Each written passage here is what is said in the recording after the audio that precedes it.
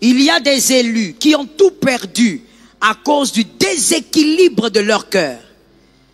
Il y a des élus qui ont tout perdu à cause du déséquilibre de leur cœur. Seigneur, vois-moi, bénis-moi, fais de moi Joseph, que je sauve ma famille. Ton cœur n'a pas la bonne qualité pour sauver ta famille. Ton cœur est mauvais, tu ne pourras pas sauver ta famille. Ton cœur n'a pas la qualité qu'il faut pour que tu sois le leader spirituel de ta famille. Pour que tu sois la source de bénédiction de ta famille. Ton cœur n'a pas la qualité qu'il faut. Celui qui a ce genre de cœur, qui fait tout seulement pour sa paix, sans tenir compte de la foi des autres, celui-là ne peut pas être une source de bénédiction. Dieu peut te bénir sans que tu ne sois une source de bénédiction. Être béni ne veut pas dire que tu es la source. Celui qui a ce genre, on ne peut pas maintenir la bénédiction de l'Éternel avec un cœur déséquilibré. On ne peut pas maintenir et même pérenniser la bénédiction de l'Éternel avec un cœur déséquilibré. Impossible. Je prends le risque de dire que c'est impossible. Je te bénis. Que par toi, aucune saleté ne passe. Ce n'est pas à toi d'être les rancuniers de la famille. Ce n'est pas à toi d'être les haineux de la famille. Ce n'est pas à toi d'être le jaloux, la jalouse de la famille. Parce que tu es la porte des bonnes choses. Localise-moi un frère, dis-lui, tu es la porte des bonnes choses. Localise-moi quelqu'un d'autre, dis-lui, apprends à faire entrer les bonnes choses. La porte de bénédiction, la source de bénédiction. Amen.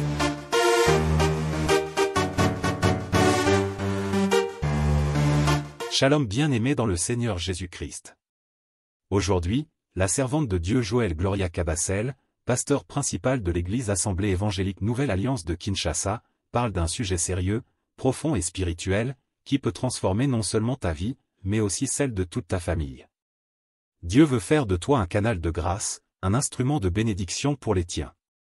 Dieu choisit une personne pour bénir toute une maison. Dans la Bible, Dieu a souvent commencé avec une seule personne pour changer tout un destin familial.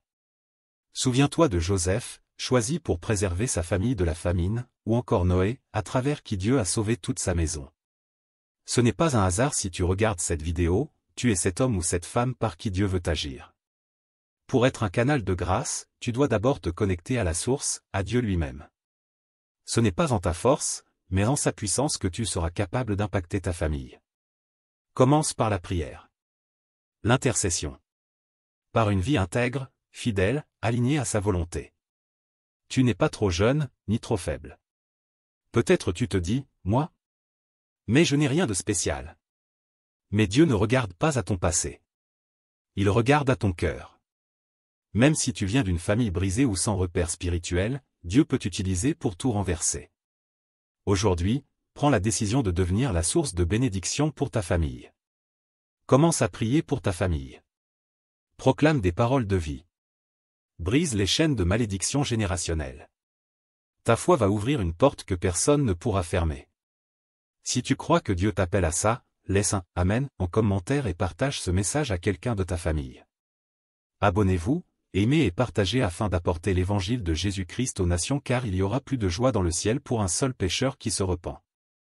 Que la bénédiction de Dieu soit votre partage dans le nom puissant de Jésus-Christ. Amen. Exode 23, 25. Exode 23, 25. On y va.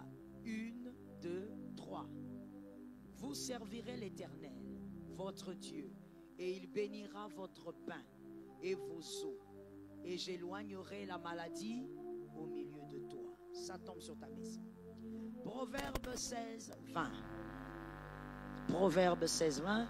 Celui qui fléchit sur les choses trouve le bonheur.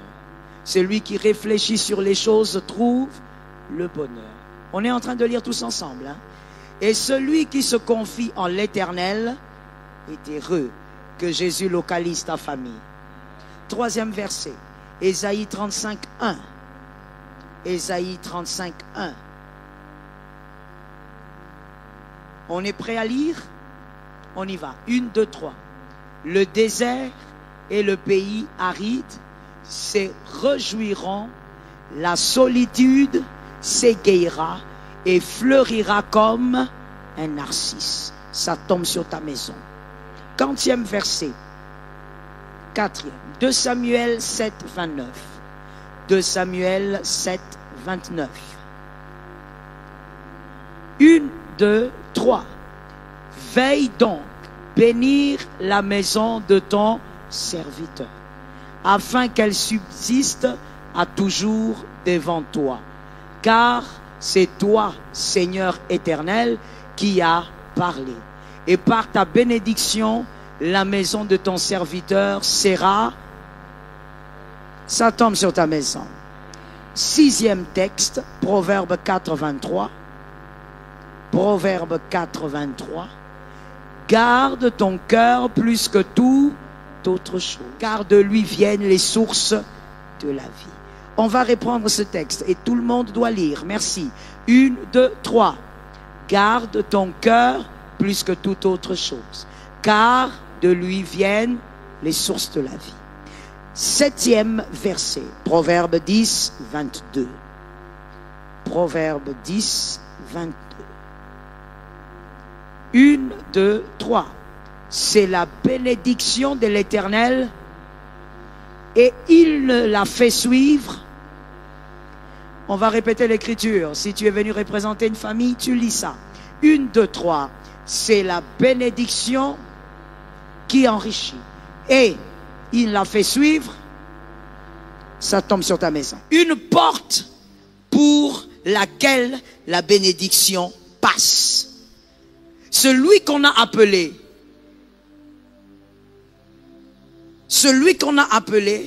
est la bénédiction pour sa famille. Il impose la bénédiction dans sa famille, il assume son leadership et il est la porte par laquelle la bénédiction passe. Que par toi, aucune ne passe. Je te bénis. Que par toi, aucune saleté ne passe. Ce n'est pas à toi d'être les rancuniers de la famille. Ce n'est pas à toi d'être les haineux de la famille. Ce n'est pas à toi d'être le jaloux, la jalouse de la famille. Parce que tu es la porte des bonnes choses. Localise-moi un frère, dis-lui, tu es la porte des bonnes choses. Localise-moi quelqu'un d'autre, dis-lui, apprends à faire entrer les bonnes choses. La porte de bénédiction, la source de bénédiction. Amen. La source de bénédiction est appelée à générer d'autres sources. La source de bénédiction ne place pas que la bénédiction dans la famille. La source de bénédiction génère d'autres sources de bénédiction. La source de bénédiction est appelée à générer d'autres sources de bénédiction. Je supplie à toutes les personnes qui sont venues sans cahier, carnet, que vous me regardez comme ça, comme dans un musée. Faites un effort de respecter les cultes et ayez un carnet. Sinon, je ne sais pas, vous êtes venus faire quoi? La source de bénédiction est appelée à générer d'autres sources de bénédiction. Ce qui veut dire, Abraham, le premier qui a été appelé dans Genèse 12, 1, Abraham engendre Isaac. Isaac est une source de bénédiction. Isaac aussi engendre Jacob. Jacob est une source de bénédiction. Et Jacob engendre Joseph. Joseph est une source de bénédiction. Si tu es appelé à être la source et que tu n'engendres pas des sources, tu n'es pas appelé. You are blessed. Si tu es appelé à être une source comme l'apôtre l'avait présenté pendant les 10 premières minutes de sa prédication, et que toi tu n'as engendré aucune source, toi tu penses qu'être source de bénédiction c'est aider ton frère à finir ses études, être source de bénédiction c'est aider ta tantine à ne pas manquer de quoi payer le loyer. Ça, ce n'est pas être une source de bénédiction. Une source engendre les sources. Localise-moi un frère, dis-lui ça. Voilà les gens qui suivent la prédication. Dis à quelqu'un d'autre, une source engendre les sources. Vas-y. Tout doit se comprendre de cette manière. Une source doit engendrer une source. Abraham n'a pas mis au monde seulement un enfant miracle. Mais Isaac était un prodige de richesse et de stabilité lorsqu'il a été adulte. Il était lui-même une source de bénédiction. Isaac lui-même, il engendre des jumeaux et tous les deux d'ailleurs étaient bénis, mais l'un d'entre eux était une source de bénédiction. Il arrive chez Laban, Laban est béni à cause de lui, et je parle de Jacob pour celui qui ne lit pas la Bible. Et Jacob lui-même, il engendre 12, et sur les 12, il y a des sources de bénédiction comme Joseph. Je t'interdis d'être simplement béni. Que quelqu'un dise avec moi, c'est un niveau bas. Tu vois les prières que tu fais là, Dieu bénis-moi, ouvre les ciels, c'est un niveau. Il faut être une source. Tu engendres des sources de bénédiction. Que Dieu localise ta famille. Lève ta main droite et cite-moi le nom de ta famille 3 fois. Que l'Éternel bénisse ta famille. Let's go. Genèse 12:1. Genèse 12:1, la Bible dit que Dieu dit à Abraham, tu dois partir. Tout commence par là. Le choix d'un homme, la porte, l'élection, le leadership, tout commence dans Genèse. Mais Genèse 1, c'est là qu'il y a le socle de la source de la bénédiction. Je veux que tu écrives ça comme ça dans ton carnet. Dans Genèse 1, c'est là qu'il y a le socle de la source de bénédiction. La bénédiction ne commence pas dans Genèse 2. Ça commence dans Genèse 1. C'est dans Genèse 1 que tout part. Sans Genèse 1, il n'y a pas de Genèse 2.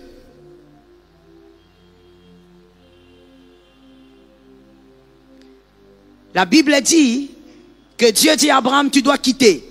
Tu dois quitter ta patrie, ta famille, la maison de ton père. Tu dois tout quitter. Pourquoi? On écrit s'il vous plaît. On va beaucoup écrire, alors il faut écrire vite. La première, il y a 2 raisons majeures. Il doit quitter. Tout commence par là. La bénédiction d'Abraham a commencé par là. Pourquoi il doit tout quitter? 2 raisons majeures. Premièrement, le cœur doit apprendre à honorer Dieu sans comprendre. Toute source de bénédiction doit apprendre à honorer Dieu sans comprendre. Comprendre, laisse tomber, ce n'est pas toi. Dieu lui dit, quitte, d'accord, je vais quitter, mais dis-moi au moins d'aller à gauche. Non, non, sors, je te montrerai après, va. Mais pourquoi tu ne me dis même pas que j'aille à l'est, à l'ouest? Non, non, non, sors d'abord. J'ai dit quelque chose, je crois que c'était le jeudi, je pense Moïse, c'était peut-être le jeudi. J'ai dit ceci, celui qui a un appui, Dieu ne sera pas son appui. Tant que tu auras un appui, oh l'oncle, oh la tante, ah, sur ces dossiers je compte sur les petits frères de mon pasteur, l'apôtre Timothée.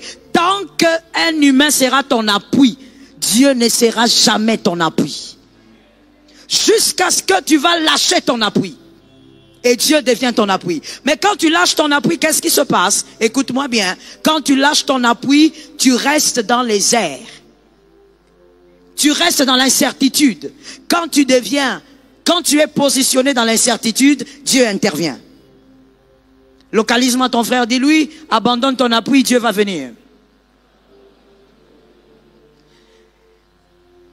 La première chose, pourquoi la bénédiction commence là? Parce que Dieu ne bénit la main de personne sans traiter son cœur. Dieu ne bénira la main de personne sans traiter son cœur. Pourquoi les chrétiens fabriquent la bénédiction? Parce que le rythme de Dieu, c'est le rythme du cœur. Et la plupart des chrétiens ne sont pas capables de suivre Dieu au rythme du cœur. Dieu n'est pas impressionné par ton âge, il est impressionné par la qualité de ton cœur. J'ai 30 ans, j'ai 25 ans, j'ai 40 ans, Dieu n'a rien à faire avec tout ça. Tant que ton cœur ne ressemble pas à ce qu'il cherche, il va te faire attendre. Apprendre à suivre Dieu sans comprendre. Toute source de bénédiction doit apprendre à faire confiance à Dieu aveuglement. Si tu as comprendre, toute source de bénédiction, Dieu aveuglement. Si tu as besoin d'épreuves, tu n'es pas l'élu. Tu as besoin d'éléments de leadership familial à prendre. Deuxièmement, pourquoi tout commence là?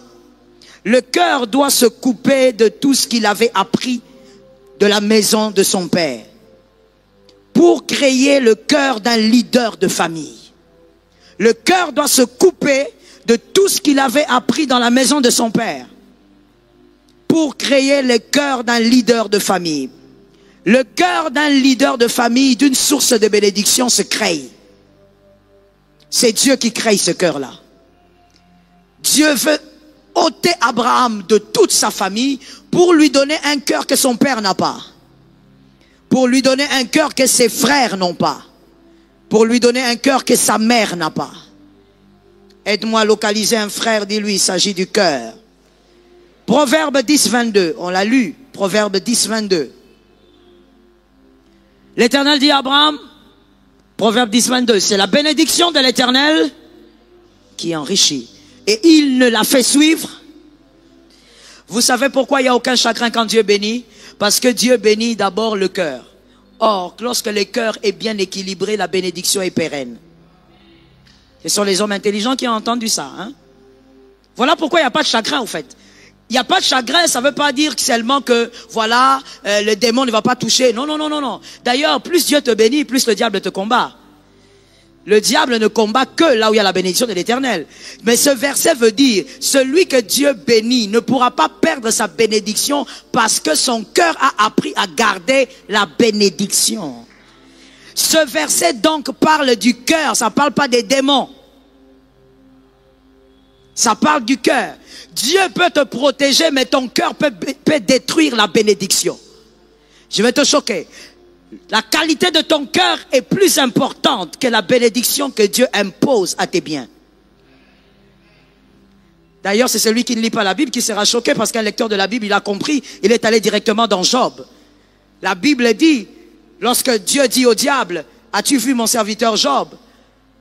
Il est d'abord intègre. Il n'a pas dit il est riche, il a dit il est d'abord intègre. Il est intègre, voilà pourquoi il a une protection spéciale. Lorsque ton cœur, il a été créé, il a été façonné, il a été travaillé par Dieu, tu ne peux pas recevoir une grâce de Dieu et la perdre. Tous ceux qui ont perdu la grâce de Dieu, c'est ceux qui avaient des problèmes de cœur. Aide-moi à localiser quelqu'un, dis-lui, l'apparence est trompeuse. Parle à quelqu'un d'autre, mon frère, ne parle pas comme si tu as jeûné. Localise quelqu'un, dis-lui, l'apparence est trompeuse. L'apparence est trompeuse, mon frère, parce que toi, tu peux regarder un frère, tu lui dis, tu regardes, tu dis, ah, ce frère ici, il est comme un bon frère, calme, gentil. Mon frère, on peut être apparemment calme et gentil, mais être très mauvais dedans. C'est la qualité du cœur qui garde la bénédiction ou qui perd la bénédiction. Ainsi, Dieu a commencé avec Abraham par le début, le cœur. Écrivons, s'il vous plaît.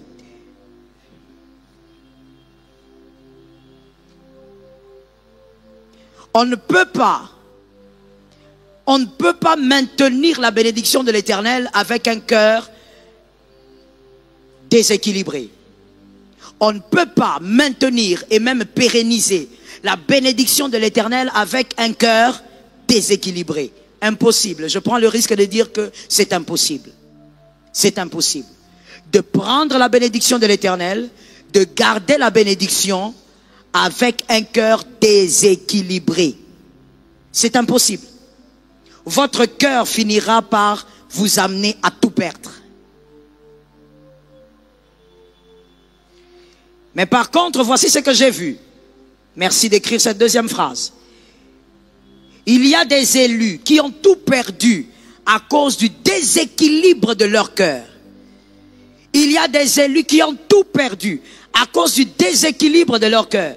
Seigneur, vois-moi, bénis-moi, fais de moi Joseph, que je sauve ma famille. Ton cœur n'a pas la bonne qualité pour sauver ta famille.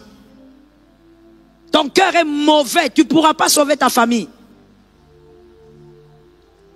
Ton cœur n'a pas la qualité qu'il faut pour que tu sois le leader spirituel de ta famille, pour que tu sois la source de bénédiction de ta famille.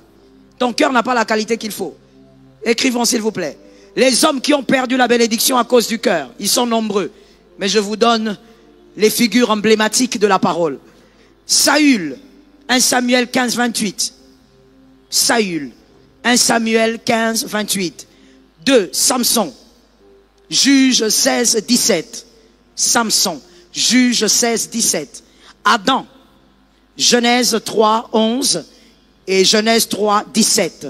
Adam, Genèse 3, 11 et Genèse 3, 17. Ces trois personnes redoutables, choisies par Dieu, ont tout perdu à cause de la qualité de leur cœur. C'est la bénédiction de l'Éternel. Donnez-moi cette écriture-là. Et elle ne se fait suivre. Mais Adam a été béni par qui? Je veux vous entendre. Adam a été béni par qui? Selon l'écriture là, la bénédiction de l'Éternel, voilà. Il a été béni par qui? Il y a eu chagrin ou il n'y a pas eu? Il y a eu chagrin ou il n'y a pas eu? Tu as peur de dire qu'il y a eu chagrin. Mais c'est la Bible que tu lis. On l'a chassé là-bas comme un malpropre par Dieu, et lui et sa femme. Chagrin ou pas chagrin? Il a commencé à travailler en souffrant, chagrin ou pas chagrin? Mais qui avait béni? Cette écriture tombe ou elle tombe pas? Elle tombe pas. Le problème c'est quoi? Le problème c'est le cœur. Dieu donne, mais la qualité de ton cœur te permettra de préserver la bénédiction. Oh non, que Dieu me garde. Non, non, non, non, non. C'est d'abord ton cœur qui va protéger la bénédiction. Saül a été béni par Dieu. Les hommes ont réclamé un roi. Dieu a dit, ok, prenez celui-là. Saül a été béni. La Bible dit, il a gagné plusieurs batailles. Mais le même a tout perdu. Que Dieu te délivre du mal. Lève ta main droite, cite ton prénom 3 fois. On recommence. Tu vois comment tu es distrait là? Ne fais pas les choses comme un moteur qui est en retard. Lève ta main droite, cite ton prénom 3 fois. Déclare maintenant au nom de Jésus, je ne serai pas détruit. Déclare encore que mon cœur ne me détruise pas. Au nom de Jésus-Christ. Pourquoi Dieu a retiré la faveur sur le leadership de ces personnes? À cause du cœur. Que Dieu ne te retire jamais la faveur. Ça tombe sur tes enfants, ça tombe sur ta maison. Et comme j'ai dit, la source de bénédiction est un générateur des sources. Que la source qui va sortir de toi aussi ne perde pas la qualité de son cœur. Ça tombe sur celui qui est intelligent. Listen to me. Lorsque Dieu devient indifférent en face d'une porte de bénédiction, c'est qu'elle n'en est plus une. Tu as été remplacé. Lorsque Dieu devient indifférent en face d'une porte de bénédiction, tu n'en es plus une, tu as été remplacé. Attention, lorsque Dieu remplace, il est silencieux. Que Dieu ne te remplace jamais. Garde ton cœur plus que toute autre chose, car c'est de lui que proviennent les sources de la vie. Écrivons les types de cœur, les types au pluriel, les types de cœur qu'une source de bénédiction ne devrait pas avoir. Le type de cœur qu'une source de bénédiction ne devrait pas avoir. Les types de cœur qu'une source de bénédiction ne devrait pas avoir. Je prie que ça ne soit pas toi que Dieu refuse de bénir à cause de ton cœur. Que cette année, tu ne fasses pas partie de cette liste-là. Que Dieu travaille ton cœur pendant ce culte et après ce culte. Ça tombe sur toi. Premier type de cœur à ne pas avoir. Parce qu'avec ce genre de cœur-là, tu ne peux pas être une source de bénédiction. Mépris, le cœur qui a le mépris du salut éternel des autres. Le cœur qui a le mépris du salut éternel des autres.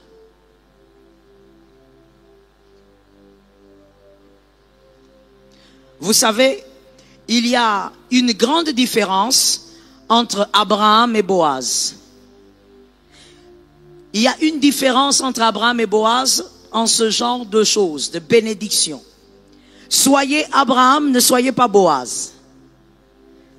Soyez Abraham, ne soyez pas Boaz. Abraham, il est le générateur des sources. Je donne un exemple. Abraham est le générateur, par exemple, d'énergie. Vous savez, le générateur d'énergie, quand il a l'énergie, qu'est-ce qu'il donne? Il donne quoi? Il a l'énergie. Qu'est-ce qu'il va vous donner? Très bien. Il y a des gens qui ont bien étudié en maternelle. Certains, je ne sais pas. Le générateur d'énergie, quand il a de l'énergie, il vous donne l'électricité. Il a l'énergie et il vous génère l'électricité. Il a quelque chose, mais ce qu'il va vous transmettre, ça sera une chose transformée. Le générateur, ça c'est Abraham. Il est Abraham, mais il fait d'Isaac le grand Isaac que personne n'arrive à terrasser. C'est ça le générateur. Il a la bénédiction, quand il vous la donne, ça change de forme, vous devenez aussi une source. Vous captez? Mais Boaz n'est pas un générateur. Boaz est une bénédiction, mais il n'est pas un générateur. Boaz ressemble à ce qu'on peut appeler un oléoduc. Un oléoduc. Vous savez ce que c'est l'oléoduc? Un oléoduc, ça c'est Boaz. C'est-à-dire, c'est une sorte de canal, de tuyau. Le tuyau prend et transmet. Le tuyau ne transforme rien. Qui a bien compris? Le tuyau, l'oléoduc, il prend l'eau et il canalise l'eau. Boaz prend Ruth, la maudite, il canalise sa destinée. C'est tout. Mais Abraham n'est pas un oléoduc. Abraham est un générateur. Il a l'énergie, il te donne l'électricité. Est-ce que quelqu'un m'entend? Il y a des personnes ce soir qui sont des oléoducs. C'est-à-dire, vous allez juste canaliser la bénédiction des membres de vos familles. Mais il y a d'autres qui sont des sources de bénédiction, des générateurs. C'est-à-dire, quand il est dans la famille, son leadership crée d'autres sources de bénédiction. Et que cela soit le cas de celui qui a été élu depuis le sein de sa mère. Et si c'est ton cas, si toi tu es un Abraham, c'est-à-dire un générateur d'énergie, par exemple, que ton cœur soit délivré de ce type de cœur dont on parle. Lève-moi ta main droite et dis avec moi, Seigneur, délivre-nous du mal. Le mépris pour... Lisez-moi votre phrase. Le mépris du salut éternel des autres. 1 Jean 3,16. 1 Jean 3,16. C'est une écriture que nous connaissons. 1 Jean 3,16. Jusqu'au 17 même. Nous avons connu l'amour en ce qu'il a donné sa vie pour nous. Nous aussi, nous devons donner notre vie pour les frères. Écoute-moi bien. Ne perds jamais une chose que l'argent est incapable de donner. Dans la vie, il faut être sage. On réussit à un examen par intelligence. On réussit dans la vie par sagesse. On réussit à un test à l'université par l'intelligence. Mais on réussit dans la vie par sagesse. Ce que tu ne peux pas acheter avec de l'argent, ne le perds pas facilement. Retenons aussi ceci. Ne prends jamais de la main de quelqu'un des choses tant que son cœur ne t'inspire pas. Ne prends jamais quelque chose de la main de quelqu'un tant que son cœur ne t'inspire pas. Toute personne qui va te donner quelque chose et que tu dois prendre, que son cœur t'inspire d'abord. Parce qu'avant que la main ne donne, c'est le cœur qui doit donner. Si le cœur ne te donne pas et que la main t'a donné, ce que tu prends ne te bénira pas. Est-ce que quelqu'un d'intelligent entend?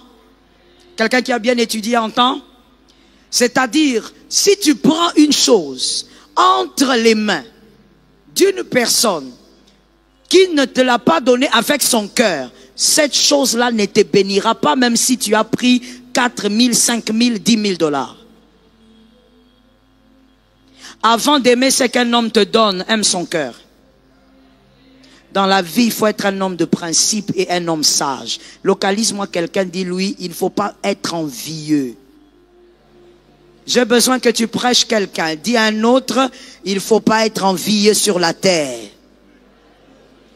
Aide-moi à dire à quelqu'un d'autre, moutoisois cagnon sauté. Toi, dès qu'on te donne 10, tu prends. Dès qu'on te donne 5, avant même qu'on te donne, tu sautes toi-même. Tu vas chercher dans la poche là. Il y a des choses qu'on te les donne, même quand c'est bon, c'est beaucoup, tu ne prends pas. Parce que le cœur ne t'a pas donné. Lorsque le cœur est contre toi, même si la main est tendue vers toi, la main qui est tendue vers toi te combattra. Est-ce que quelqu'un m'entend bien? Voilà pourquoi tu vois les hommes intelligents sur la terre, face à certains cadeaux, ils disent non merci. Parce que ce n'est pas le cœur qui a donné. Le cœur doit te donner avant les mains.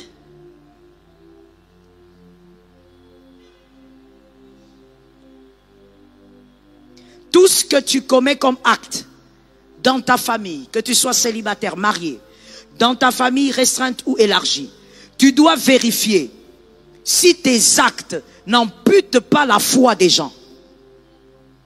Tu ne peux pas avoir le leadership pour une bénédiction familiale et t'en foutre de la manière dont les gens perdent la foi à cause de toi.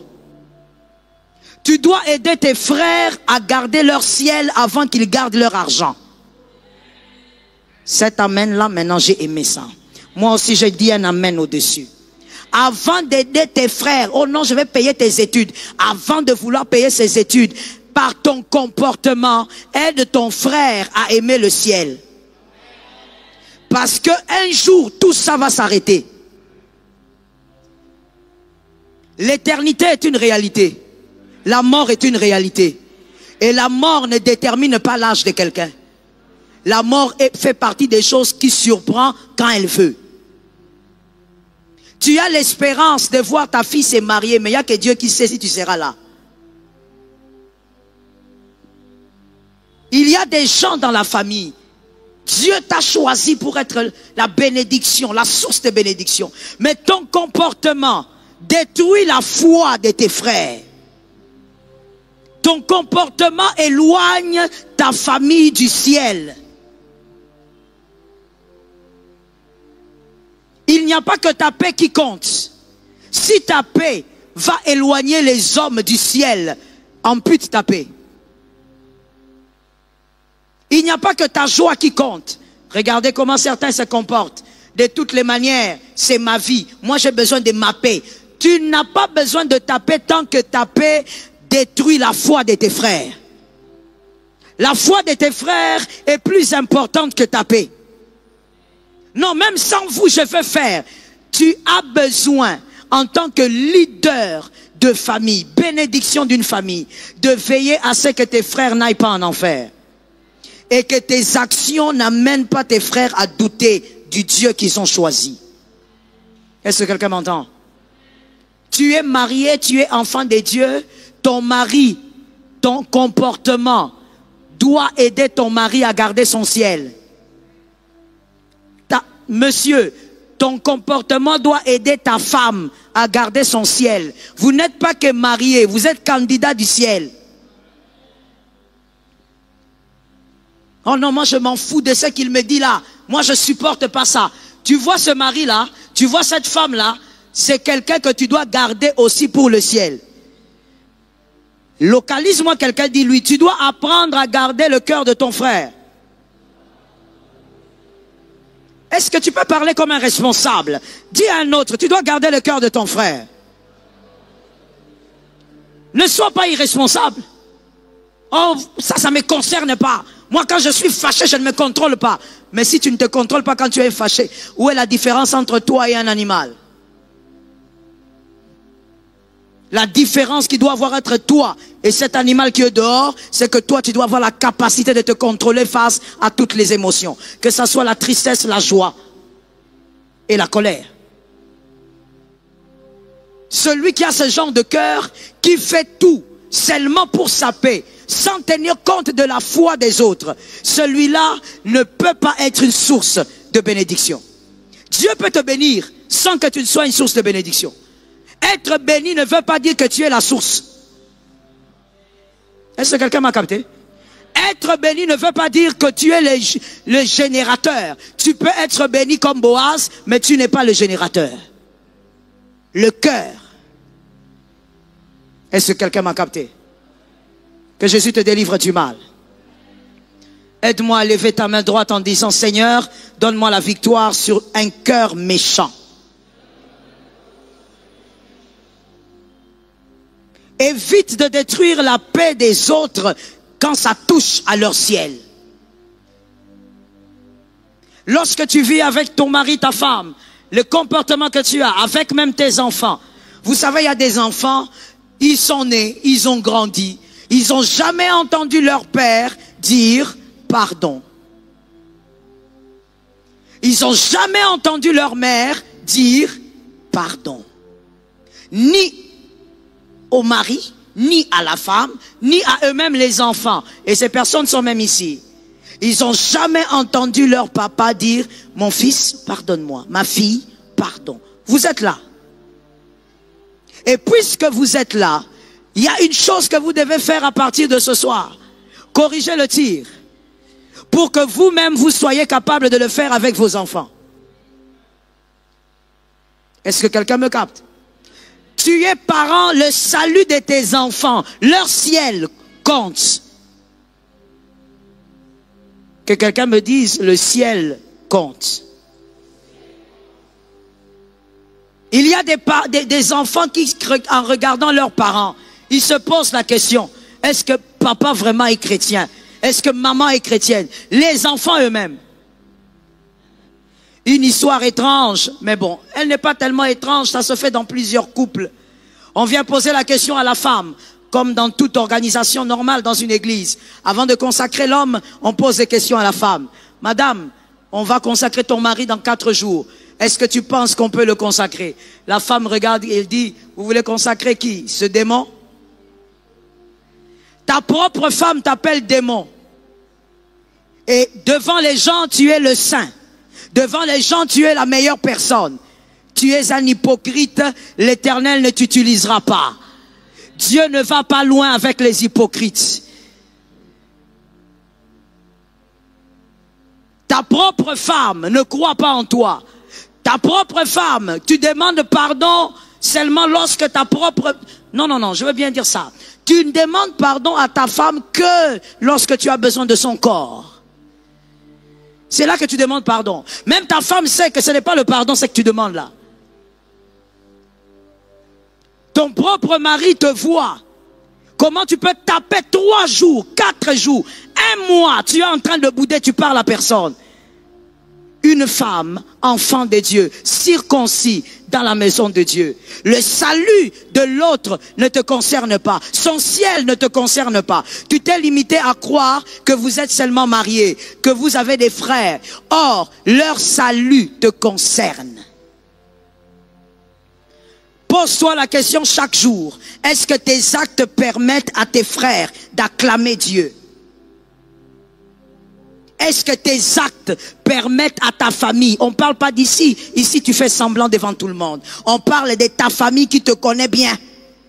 Est-ce que tes actes permettent à ta famille de dire Dieu est bon? Cette personne nous aide à garder notre ciel.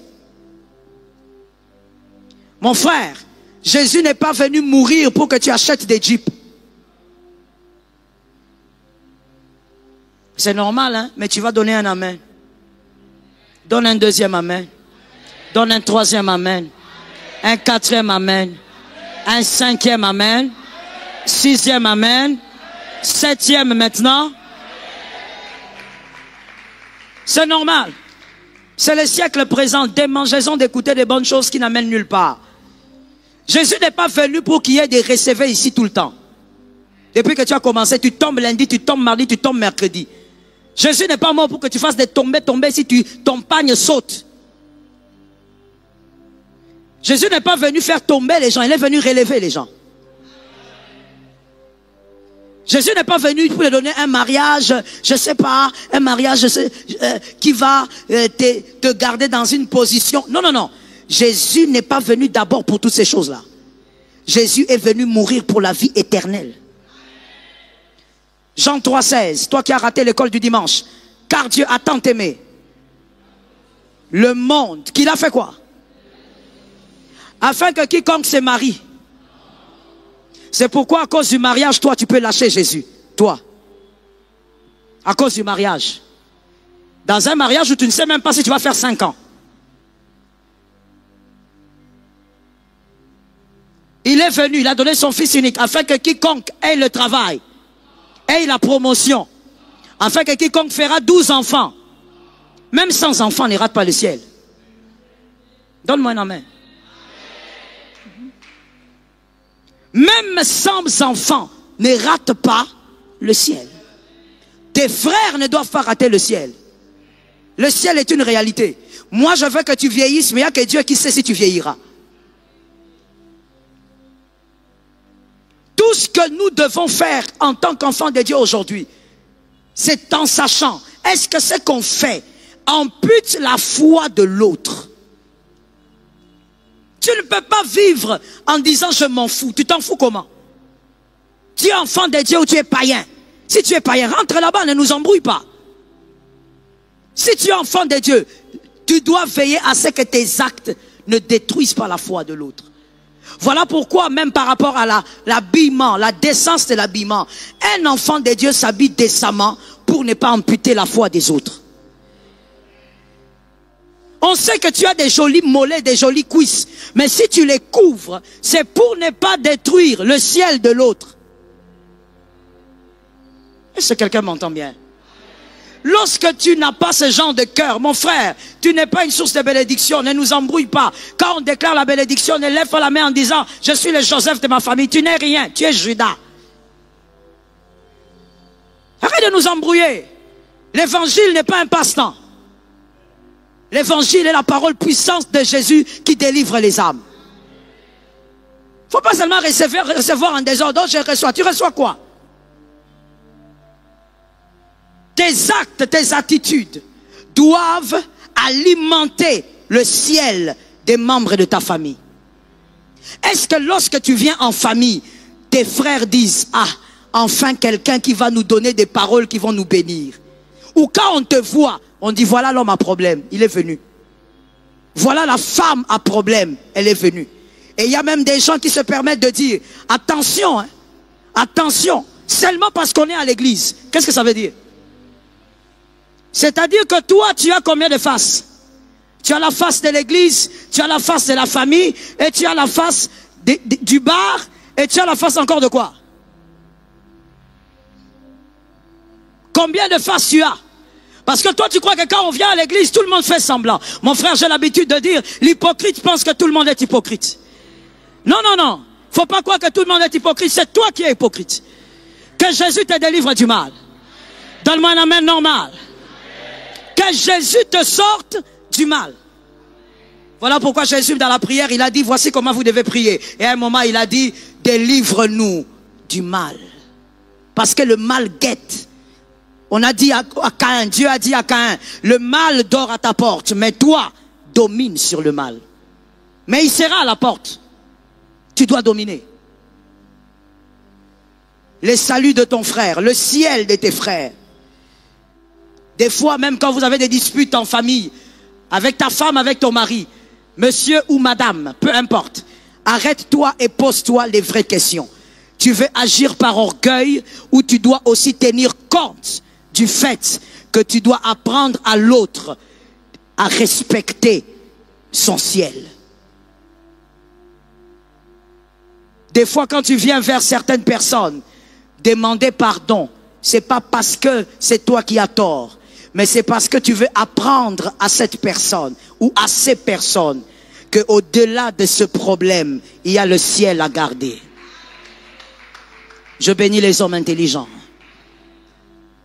Voilà pourquoi un circoncis, un enfant de Dieu, n'attend pas le pardon. Il va chercher le pardon. Il va chercher. Si celui qui a tort ne vient pas vers toi, va vers lui. Est-ce que quelqu'un m'entend bien? Let me tell you something. Ceux qui bâtissent leur destinée, donc les grands leaders qui bâtissent leur destinée, ce sont des personnes qui ne restent pas avec des cœurs chargés. Lorsqu'il y a un problème ou lorsque quelqu'un a un problème avec lui, il va vers la personne. Mais les petits esprits, ceux qui ne bâtissent pas des grandes destinées, ils restent avec des cœurs chargés et ils marchent comme ça. Des cœurs remplis de problèmes. Le pasteur Dieudo m'avait fait mal jusqu'à aujourd'hui. Petite destinée. Il va t'écrire même à minuit. Il va te dire, on dirait que tu as un problème avec moi. Je me trompe? Oh non, non, non. Ah d'accord, je voulais vérifier. Parce que celui qui a une grande destinée sait qu'on ne laisse pas sur les chemins des épines. Let me talk to you. Les épines que tu oublies en chemin, tu risques toi-même de les piétiner. On ne laisse pas ça. Les déchets là de la vie, on ne laisse pas ça.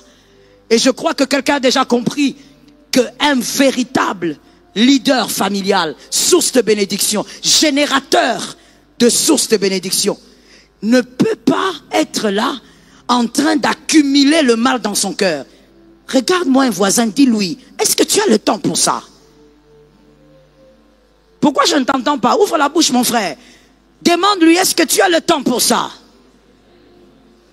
Il y a des gens, quand il faut parler, tu ne parles pas au voisin, mais songi, c'est toute ta vie. Quand on va sortir là, tu vas citer le nom même de 15 personnes en 3 minutes. Mais parler à ton frère, ça tu peux pas. Il y a des choses que tu dois refuser. Est-ce que quelqu'un m'entend bien? Lorsqu'il y a des problèmes entre frères, Zéna, tu as un problème avec Moïse. Moïse, tu as un problème avec Zéna. Tu n'attends pas que l'un, au fait, que tu sois Moïse, que tu sois Zéna, tu n'attends pas que l'autre vienne. Tu vas. Parce que tu sais que tu n'as pas le temps de garder quelque chose dans ton cœur. Tu bâtis une destinée. Et tu ne bâtis pas n'importe laquelle, tu bâtis une grande. Je veux mieux le dire, et ça c'est pour les hommes intelligents, tu vas capter ça. Tu ne bâtis pas que ta grande destinée. Tu es un fabricant des grandes destinées. C'est ça un générateur. Tu es le fabricant des grandes destinées. De toi sortiront des hommes incroyables. De toi sortiront des femmes extraordinaires. Des hommes qui vont diriger la nation sans voler. Qui vont diriger la nation dans l'intégrité. Quelqu'un comme ça, tu n'as pas le temps de dire, moi et lui, ça ne marche pas. Tu veux que ça marche comment? Vous n'êtes pas des voitures. Ça doit fonctionner. Écoutez-moi bien. Vous n'êtes pas, là maintenant je sors du cadre familial, parce que dans le cadre familial, c'est pas possible. Je vais en dehors du cadre familial. En dehors du cadre familial, et quand je dis familial, c'est la famille biologique comme la famille spirituelle. Mais ça n'a rien à voir avec ça. Je vais par exemple au travail ou avec vos amis. Vous n'êtes pas obligé de vivre ou de fréquenter certaines personnes. Mais vous êtes obligé d'être en bon terme avec tout le monde. Est-ce que quelqu'un me capte? Évitez, et je vais finir par là. Je suis toujours dans le point 1, vous savez. Évitez de traiter les autres comme candidats de l'enfer. Évitez de traiter les autres comme candidats de l'enfer. C'est toujours le point 1, c'est pas le point 2. Évitez ça. Toujours dans le cadre de mépriser l'éternité de quelqu'un. Parce que toi tu connais, ta femme devient comme un torchon. Parce que c'est toi qui as connu Jésus avant. Mon frère, arrête l'intimidation. Ma soeur, arrête l'intimidation. Une dame me disait, pasteur, c'est moi qui ai amené mon mari au Seigneur. Qu'est-ce qu'il a à me dire? Attention, amener quelqu'un au Seigneur ne veut pas dire que tu es meilleur. Amener quelqu'un au Seigneur ne veut pas dire que tu connais plus. Est-ce que quelqu'un m'entend? Et d'ailleurs, je vais te dire une chose. L'ignorant est celui qui croit qu'il est en avant sur tous les couloirs.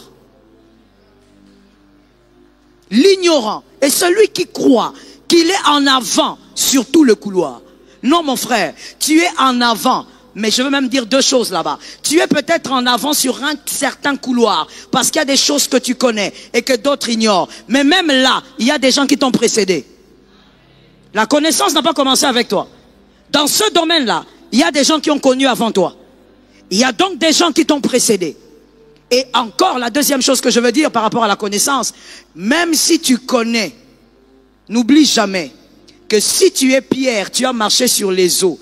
Ne méprise pas Paul. Pendant que toi tu marches sur les eaux, lui il est Saul de Tarse. Lui il est dans les mal. Mais attention, quand il deviendra Paul, il va prêcher des choses que toi Pierre tu ne maîtrises pas.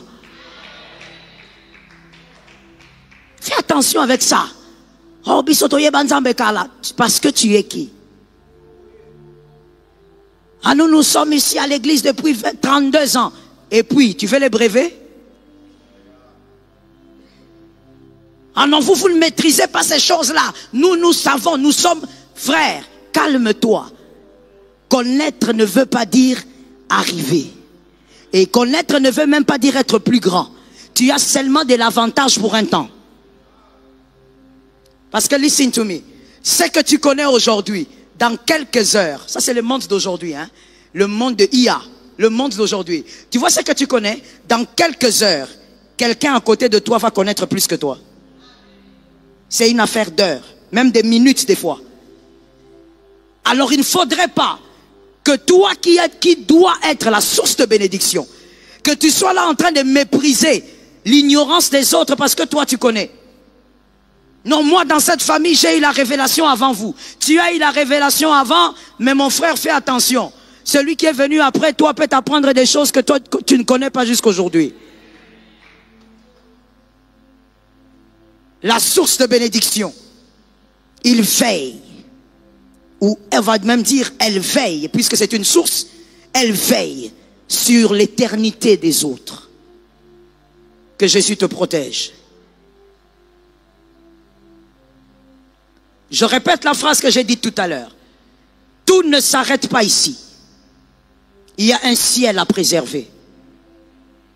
Tout n'a pas commencé ici, donc tout ne va pas s'arrêter ici.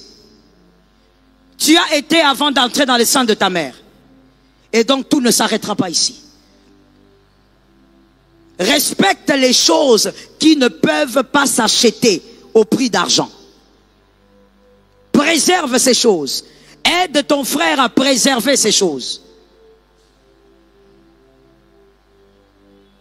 Dans toute œuvre que vous accomplissez, que ce soit face à votre mari, votre femme, vos enfants, surtout avec les enfants, dans toute œuvre, que ces personnes,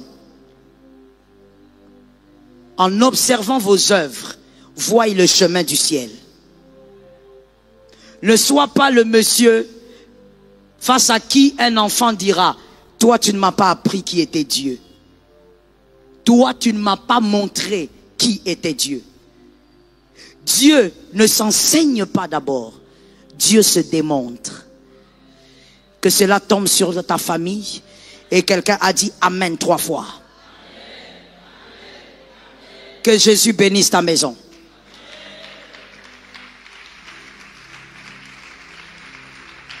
Tiens-toi debout de là où tu es. Nous allons prier avec cette écriture. On l'a lu tout à l'heure. On va prier avec Ézéchiel 34, 26. On va prier avec Ézéchiel 34, 26. De là où tu es, j'espère que tu es debout.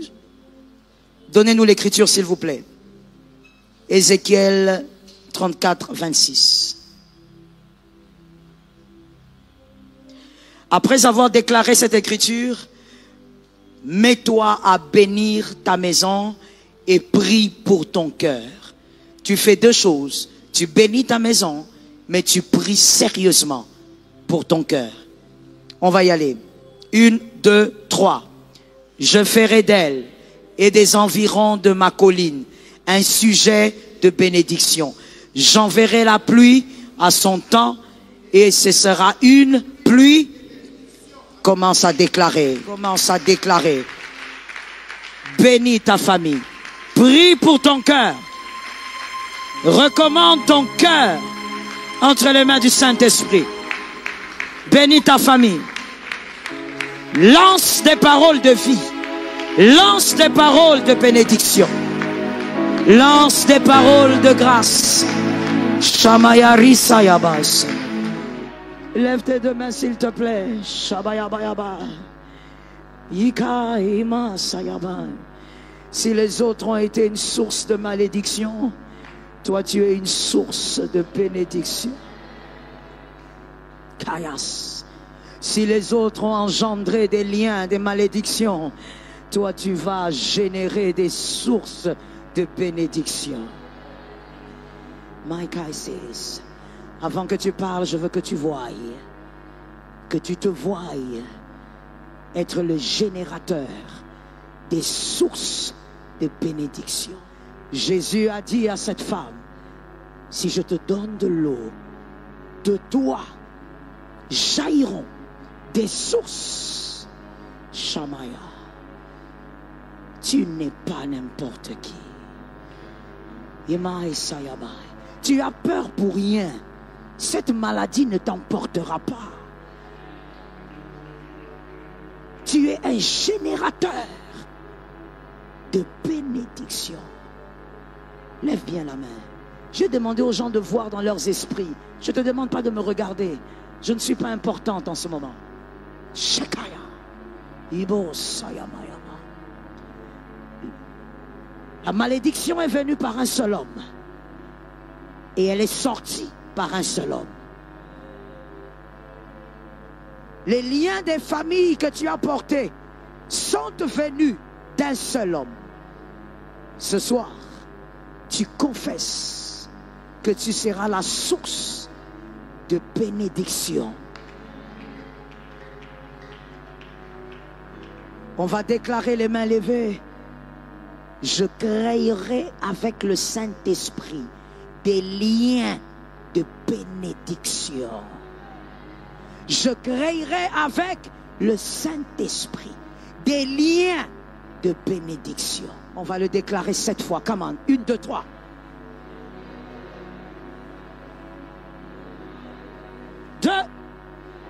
Masha Imashaya Marayaba Sheka Roma Saya 4 Shema 5